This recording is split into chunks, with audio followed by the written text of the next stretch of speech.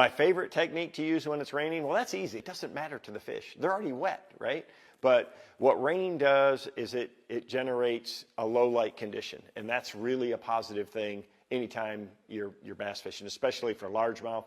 They're a low light feeder. They're a low light predator.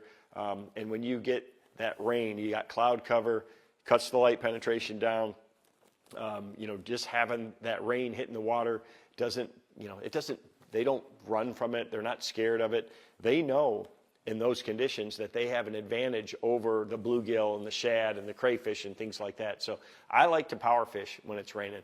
My number one bait is a spinner bait or would be a thunder cricket. I mean, I can cover a lot of water with it. They've got great attracting qualities. The biggest thing when you're fishing any of those baits is don't just fire them out there and just reel them back in.